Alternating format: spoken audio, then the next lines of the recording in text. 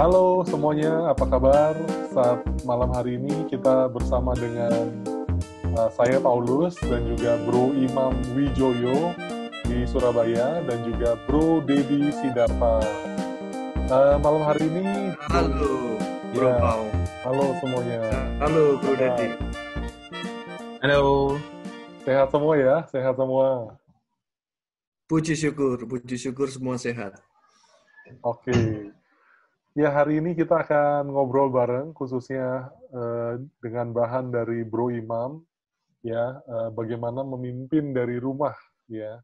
Nanti akan Ya. dijelaskan oleh Bro Imam, dan kita akan ngobrol bersama, yang pastinya bakal seru sekali, teman-teman. Setelah bincang-bincang yang lalu, dengan Bro Pau kita bicara tentang apa saja yang bisa kita lakukan di masa COVID. Ya. Hari ini kita bicara juga tentang 4 langkah bagaimana memimpin dari rumah. Karena singgasana kita sekarang di rumah, gitu kan. Hashtag-nya stay home, working from home, everything at home, gitu kan. Learning at home, ibadah at home. Jadi, bagaimana kita bisa memimpin tim kita dari rumah. Dan itu kita bicara 4 langkah aja, begitu bro. Nah, saya kira hari ini seperti Bro Pau maupun Bro Dedi juga mulai memimpin di rumah ya, tidak hanya di rumah, bahkan mungkin everywhere ya. Ya. Nah, banyak orang yang berpikiran, sekarang orang mulai berpikir karena kita tidak di kantor, gitu kan? Kita ada di rumah, kemudian ada yang di rumah-rumah yang lain. Sehingga kita berpikirannya baru, wah bagaimana ini memimpin dengan jarak, begitu ya. Padahal ketika kita di kantor sekalipun, sebetulnya kita ini juga leading in the distance, begitu kan. Ada jaraknya di dalam memimpin. Paling tidak kita tidak setiap hari, terutama kalau kita punya 50 sampai mungkin sampai 180 sampai 100 tim, mungkin tidak setiap hari kita akan berkunjung dan bertemu dengan mereka 100-100-nya. Bertemunya mungkin cuma 20-30 gitu kan dalam waktu 1-2 hari begitu. Jadi sebetulnya kita juga berjarak. Hanya kita tidak merasa berjarak karena kita ada di dalam satu gedung begitu kan, lantai 2, lantai 3 atau sama lantai 1 begitu. Tapi sebetulnya kita juga berjarak. Seperti Bro Dedi yang saya tahu juga memimpin berjarak dengan timnya yang ada di Jakarta maupun yang di Surabaya. Bahkan tidak berhenti di situ. Bro Dedi seringkali muter gitu kan, sedang kemana-mana dan harus tetap melakukan kepemimpinannya di dalam perusahaannya begitu. Bro Pau juga begitu. Ketika memimpin timnya ataupun melakukan coachingnya sudah melalui gadget, melalui internet dan melalui hal-hal teknologi seperti ini.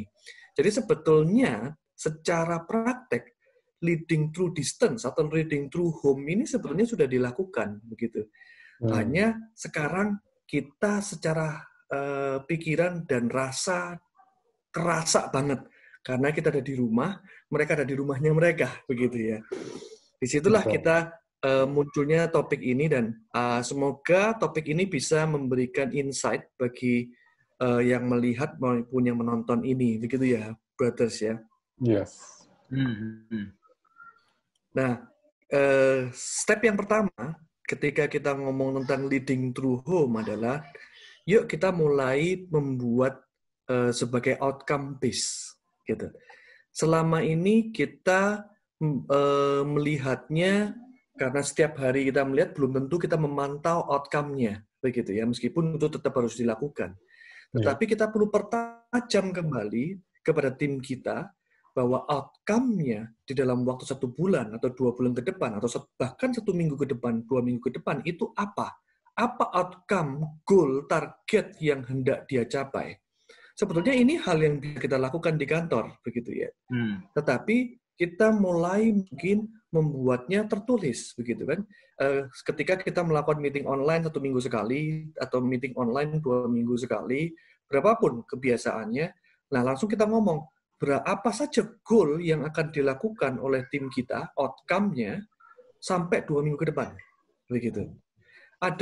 Saya terinspirasi dengan beberapa perusahaan yang di Surabaya hari ini itu sudah mulai bukan hari ini, sebelum COVID itu mereka sudah memulai menggunakan poin sistem dan lain sebagainya untuk tim yang tidak harus berkantor. Jadi mereka boleh berkantor, mereka boleh tidak. Bagaimana caranya? Saya kepingin tahu juga bagaimana caranya mengatur anak-anak muda yang tidak harus ngantor ini, begitu. Akhirnya yang mereka lakukan adalah dengan sistem poin dan outcome base. Dalam 1 bulan dia harus mengumpulkan poin A, B, C, D, E sampai dengan 1 bulan. Kemudian apa saja poin-poinnya itu terdiri dari apa saja yang harus dikerjakan, begitu kan. Nah, saya kira perusahaan-perusahaan yang mungkin dianggap belum siap hari ini bisa mencontoh itu. Apa outcome-nya? Kemudian tidak harus berupa sistem, karena kita belum mensistemkan, langsung aja. Outcome-nya apa selama seminggu ke depan, 2 minggu ke depan, goal-nya apa, targetnya apa, kemudian kita pantau itu. Mungkin poin pertama itu, Bro Pau dan Bro Dedi. Saya kira Bro Paulus maupun Bro Dedi sudah melakukan itu ya, dengan sehari-hari ya. Kalau tempat saya sih, kalau kebetulan di tempat kami juga kita melakukan ini sih harusnya, Badar. Dan ini mau nggak mau kan harus kita ukur ya untuk outcome-nya ya. Jadi kan kita, apalagi kalau nanti kita kerja sudah jauh, mau nggak mau kita sebagai pemimpin harus bisa aktif mengontrol kondisi pekerjaan yang dilakukan oleh tim seperti apa, gitu. Iya. Betul, mungkin saya Silakan, bisa tambahkan contoh.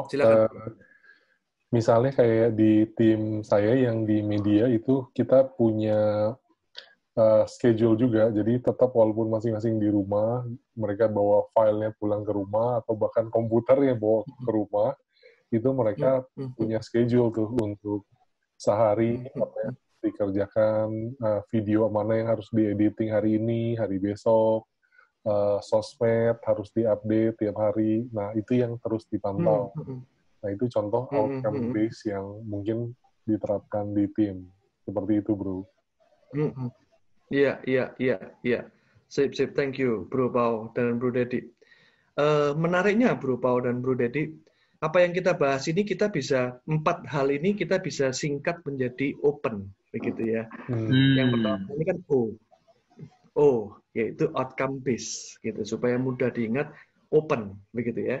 Yang kedua, kita masuk ke P, yaitu project style. Saya ngomongnya project style deh, begitu kan, bukan project oriented. Nanti dikira terlalu dianggap sesuatu yang lain, begitu. Tetapi project style, kita mulai menggunakan cara-cara project. Apa sih cirinya project? Project itu ciri-cirinya adalah ada time, gitu kan, ada start dan end-nya, begitu kan. Project itu selalu ada start dan ada end-nya. Kemudian setelah itu ada scope pekerjaannya, gitu kan.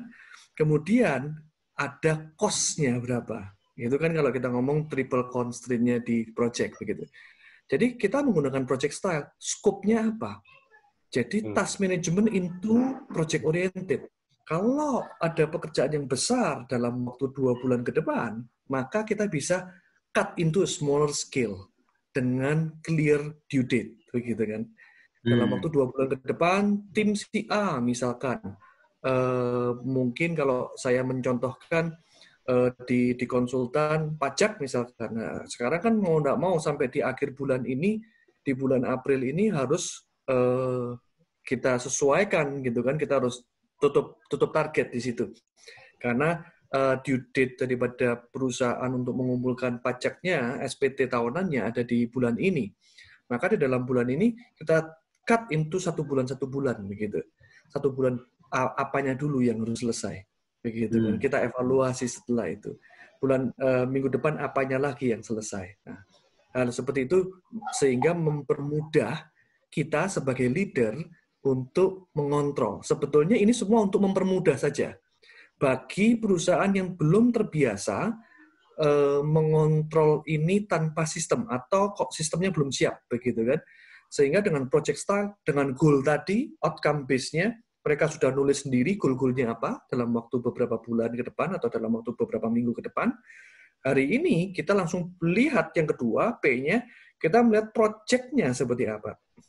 Jadi apa yang dia kerjakan kita jadikan 1 project, 2 project, 3 project, 4 project, 5 project. Begitu bro, kira-kira untuk langkah yang kedua.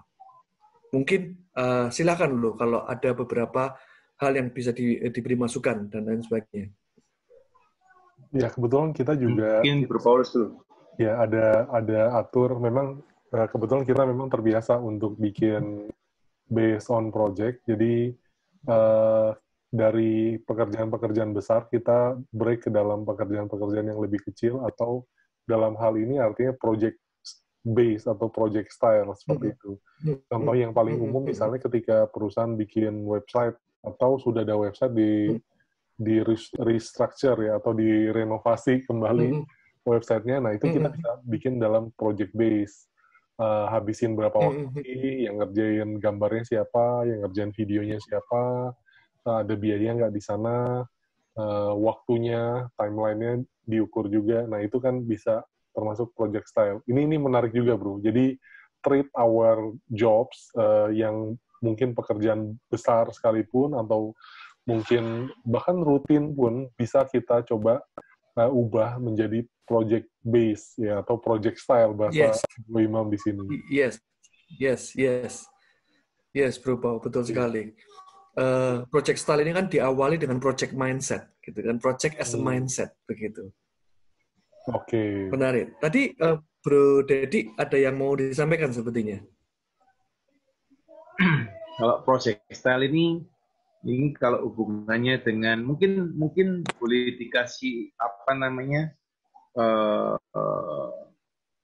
contoh konkret yang bisa kita lakukan ketika kita ini enggak Pak Bro Paulus, Bro Imam, waktu kita work from home gitu ya. Kira-kira contoh konkret apa, misalnya pengusaha dia ingin mendelegasikan tugasnya dengan proses ini seperti apa nih? Oke. Yang umum dilakukan biasanya, misalkan seperti tadi Bro Pau berkecimpung di dunia media, misalkan ya, di dunia media. Bisa jadi sebelum COVID tiba, begitu, kita sudah ambil take, misalkan ada 5 atau 10, 5 atau sampai 7 take, begitu kan, yang mana kita sudah melakukan take action, kemudian perlu dirangkai. Nah, hari ini bisa jadi secara target, take itu akan muncul misalkan 2 minggu sekali, misalkan. Maka dari stok yang ada, bisa jadi target untuk take video di-off-kan dulu, kemudian target untuk menyelesaikan video yang 5 atau stok videonya bisa dimajukan, bisa dikerjakan dulu sampai siap untuk ditayangkan, sehingga tim kita tidak sampai kehilangan atau tidak ada pekerjaan yang bisa dilakukan. Yang paling simpel sih di dunia kreatif seperti itu, Bro Dedi. Oke. Kalau seandainya di dunia yang misalnya yang lain, brother, misalnya contohnya industri distribusi, misalnya seperti itu. Oke. Di dunia distribusi misalkan, kita cut lagi. Kita ngomong sales-nya. Dari sales-nya atau dari accounting-nya atau dari beberapa divisi gitu ya, dari distribusi, di perusahaan distribusi. Maka yang bisa kita lakukan begini. Misalkan sales, para sales sebelum ada COVID, dia belum melakukan pertemuan dengan klien A, B, C, D, E, F, G, begitu kan? Maka yang bisa kita lakukan, oke, yuk, seperti biasa. Mereka bisa kontak online, kita bisa buat targetnya per project. Projectnya seperti apa? Project untuk klien A. Misalkan, klien A, Anda harus kontak di sini per minggu ini. Kontak, tanya, misalkan dalam minggu ini perlu ngontak 5 klien melalui online atau melalui follow-up atau apapun bagaimana caranya. Begitu. Maka ketika itu terjadi, setelah itu laporan. Begitu kan, dalam minggu itu ada beberapa project, 5 orang klien, kemudian menyelesaikan administrasi yang belum diselesaikan selama ini, kemudian mungkin melakukan stalking, begitu kan, yang selama ini dia pegang. Nah, itu dilaporkan, begitu. Bagaimana dengan accounting? Accounting misalkan, oke, ada bagian yang pajak, maka di bagian perpajakan SPT untuk karyawan, misalkan untuk yang form berapa itu ya, harus diselesaikan di awal bulan Januari misalkan, atau di akhir Desember ya idealnya ya. Kalau begitu sekarang ngomongnya tentang yang perusahaan, maka yang perusahaan harus diselesaikan dalam waktu bulan ini, begitu kan? Kemudian di dalam kegiatan accounting dibagi per activity. Ada bagian yang melakukan penerimaan, begitu kan? Melakukan penerimaan, nah maka kita bisa buat penerimaan per hari yang perlu dilakukan, ada berapa PR sih? Kan biasanya bisa dilihat, begitu kan? Penerimaannya berapa? Maka per hari minimal harus melaporkan sekian, begitu kan? Dipotong kecil-kecil lagi, begitu. Kemudian laporan keuangan. Laporan keuangan juga perlu dilaporkan setiap ini sekian sekali, begitu kan? 1 bulan sekali misalkan. Nah, dipotong per activity, Bro Dedi. Semoga apa yang saya berikan bisa lebih jelas, Bro. Ya. Jadi pertama kan tadi kalau Brother Imam sampaikan adalah O-nya kan outcome ya, outcome based dulu. Yang berikutnya kan dari supaya kita tahu outcome-nya, maka dipecah lagi menjadi lebih kecil, jadi menggunakan project style. Oke. Ya. Nice. Oke. Itu yang 2 poin yang pertama, yaitu O adalah outcome based, yang kedua adalah project style. Yang ketiga, ini tidak bisa lari lagi, yaitu engaging the team. Kita perlu engage the team. Kita perlu building trust dari kejauhan, begitu kan?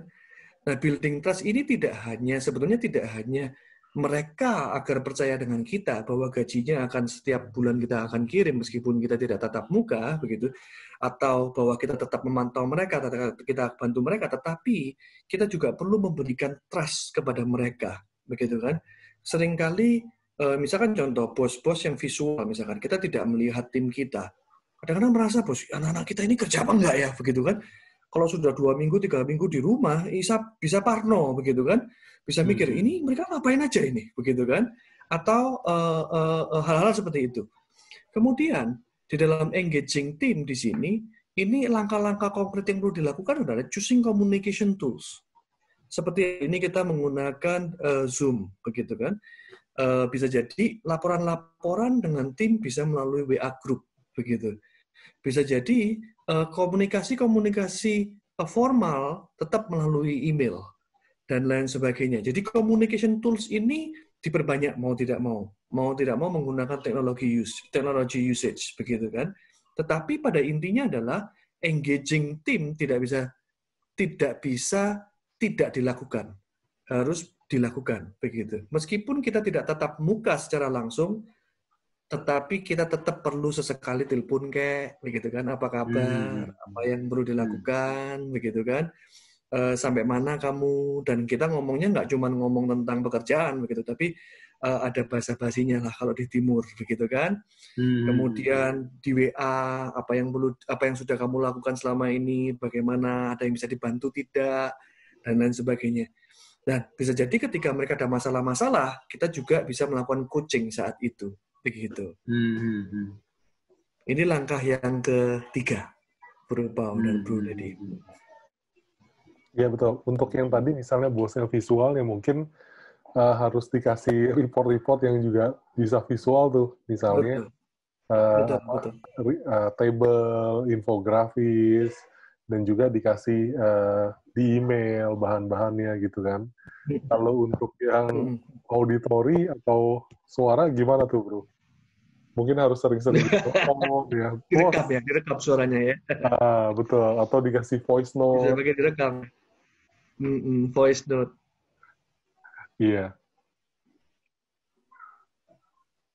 Iya. Sip.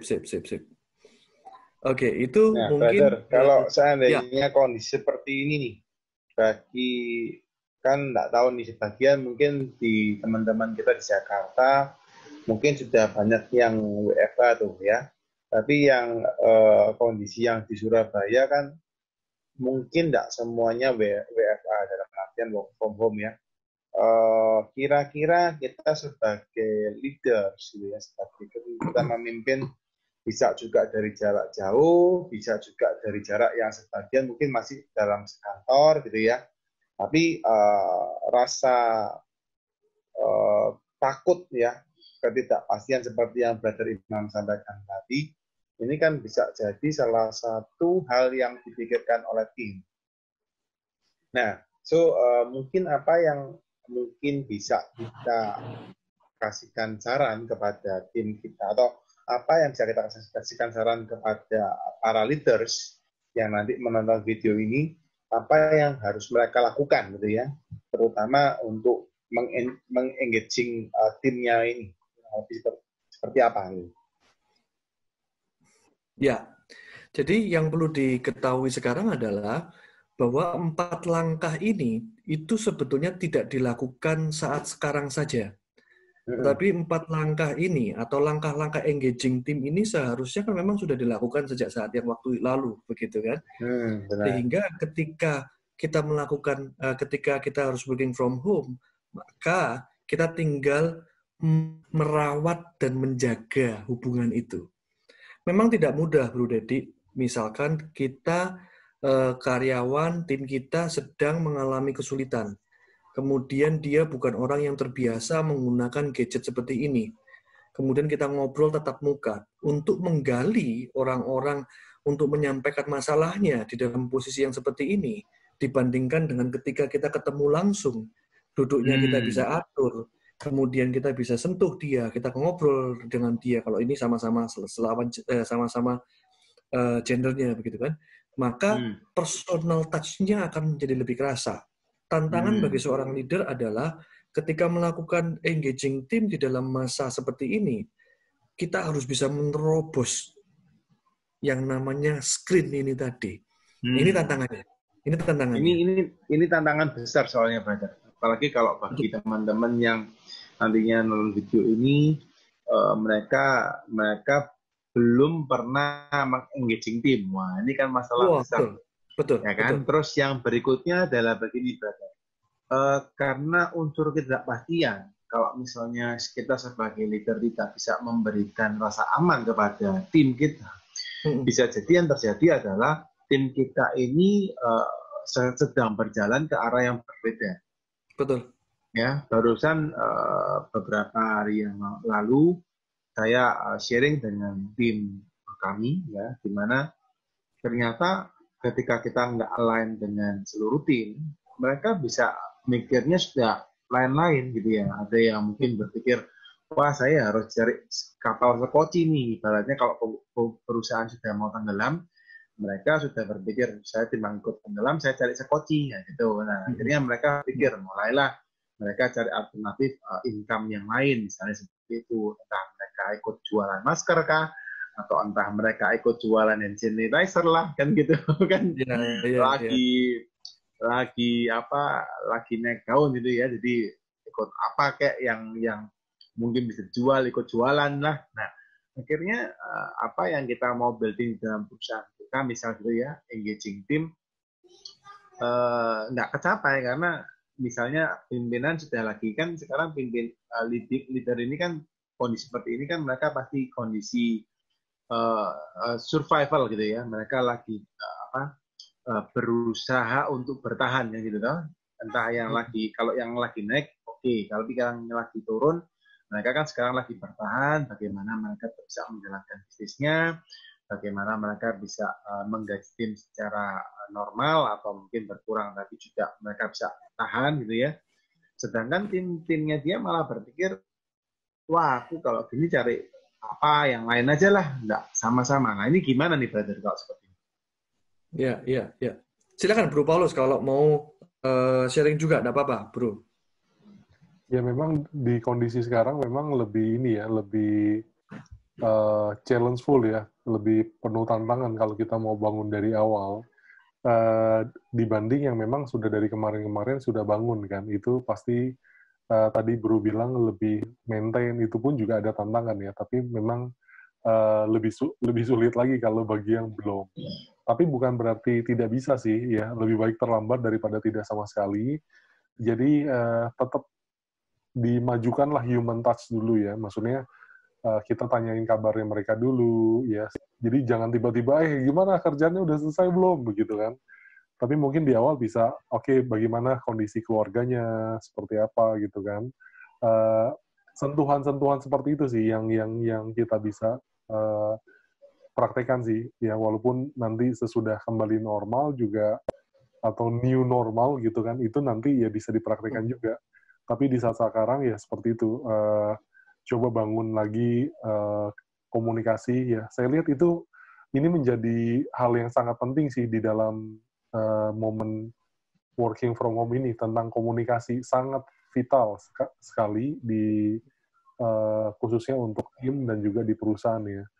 Nah, coba mulai hubungin mereka kembali, latih mungkin yang Zoom secara meeting online, dan dahulukan untuk menyentuh ke pribadinya dulu sih, tanya kabarnya dan juga apa yang bisa dibantu seperti itu sebelum masuk ke dalam topik pekerjaan. Itu sih contohnya.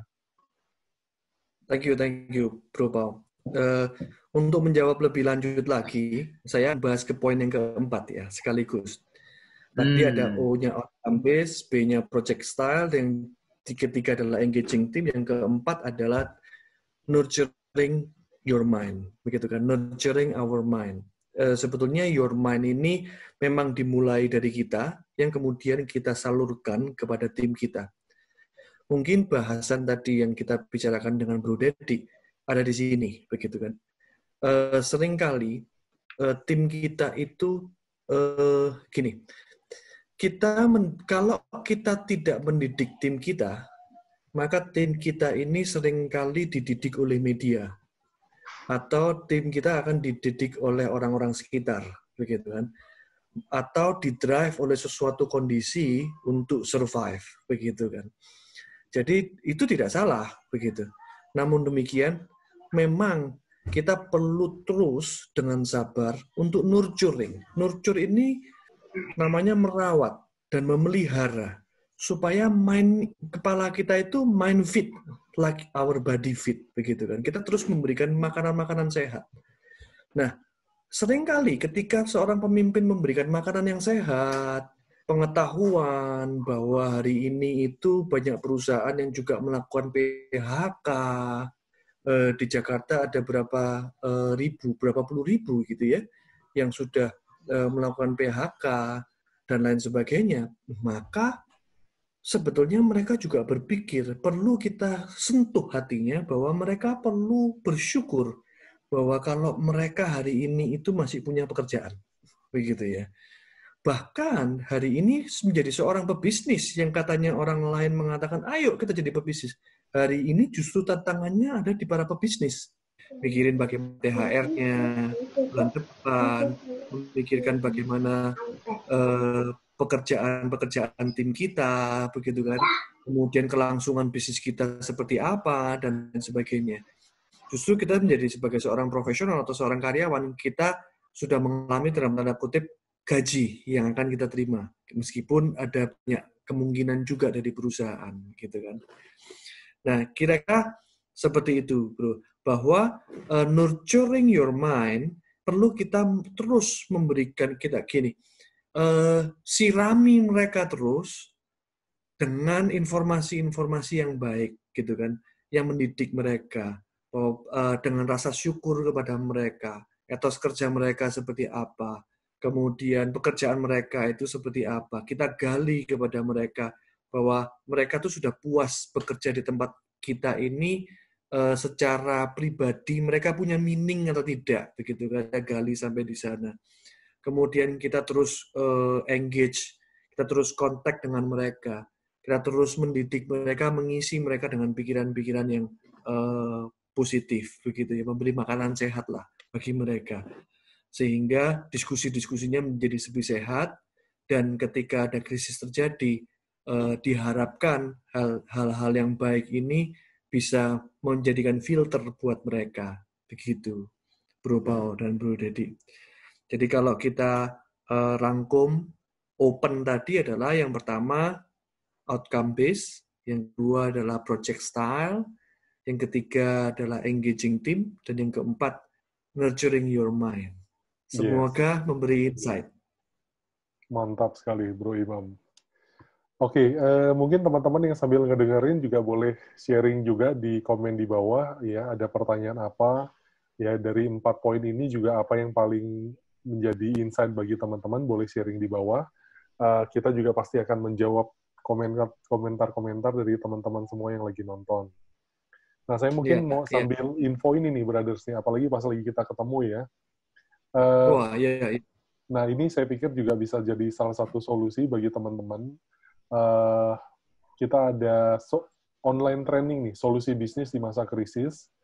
Bagaimana kita ada 7 strategi bisnis yang kita mau sharing, ya, 7 strategi bisnis cerdas untuk UMKM dalam menghadapi COVID-19.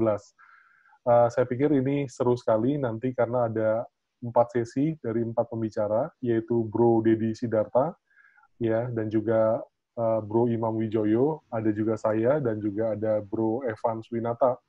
Nah, ini penting juga, jadi kita bisa sharing ya, kita bisa give back, bukan apa yang cuma kita sendiri ketahui, yang kita sudah praktekkan di perusahaan kita, tapi kita juga mau teman-teman bisa tahu ya solusi apa sih, ya bisa mengetahui alternatif apa sih yang bisa kita lakukan di perusahaan kita masing-masing, seperti itu, Bro. Mungkin ada yang mau tambahin? Iya. Di sana kita akan membahas 4 hal yang sangat krusial menurut saya, Bro Paul dan Bro Dedi. Kita akan membahas tentang leadership-nya dulu, begitu, bagaimana leadership kita ditantang untuk bisa menjalani dan melewati masa ini, masa krisis ini. Yang kedua adalah strategi kita yang sudah kita set, kira-kira apa yang perlu kita lakukan dengan strategi kita. Yang ketiga adalah yang penting juga keuangan kita, cash flow kita itu seperti apa, sehingga dalam posisi seperti ini apa yang kita perlu lakukan. Itu Bro Dedi yang akan sampaikan, pakar keuangan. Dan yang keempat, pakar inovasi juga dari Bro Paul yang akan berbicara tentang bagaimana bisa mengembangkan ide-ide yang keren, ide-ide yang vital dan produktif di dalam masa krisis ini. Bisa jadi masa krisis ini justru menjadi masa kesempatan untuk quantum leap, begitu ya, lompat, begitu. Oke, mantap sekali. Semoga ini bisa jadi bermanfaat juga bagi dunia bisnis, khususnya UKM di Indonesia. Mungkin Bro Didi bisa kasih kata penutup untuk menyemangati kita semua juga, ya, yang masih mungkin mayoritas working from home, supaya tetap produktif. Silakan, Bro Didi. Oke, satu hal yang mungkin perlu kita cermati adalah ada satu poin utama yang bisa mematikan atau membuat kita tidak bisa berkembang, apalagi di masa sekarang ini. Adalah apa? Adalah ketika kita tidak melakukan apapun.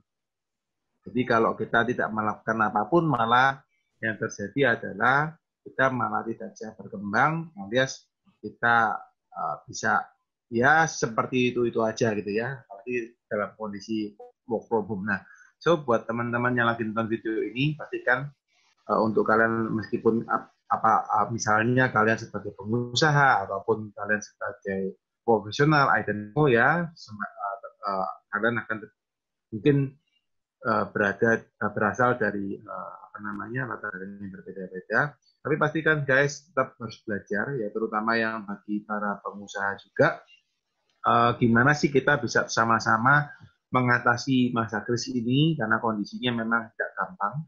Yang pasti juga Anda nggak sendirian, ya. Dan mungkin jangan panik guys. Jadi mungkin teman-teman yang lagi nonton juga jangan panik. Karena banyak kok cara yang bisa kita lakukan supaya usaha kita tetap survive, ya. Terutama memang kami rancang materi ini, 7 strategi ini, karena kita ingin membantu teman-teman untuk bisa menghadapi masalah, menghadapi problem krisis yang kita hadapi bersama ini dengan tenang, gitu ya.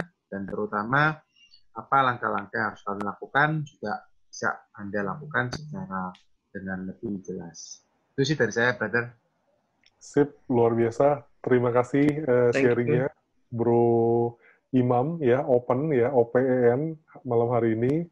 you. Terima kasih juga Bro Dedi sudah bergabung bersama. Semoga apa yang kita sharingkan malam hari ini boleh bermanfaat. Sampai ketemu di kesempatan selanjutnya. Stay healthy, stay safe.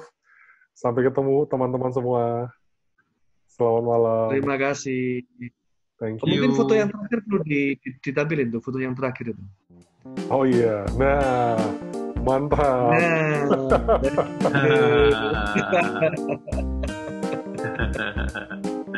Jos.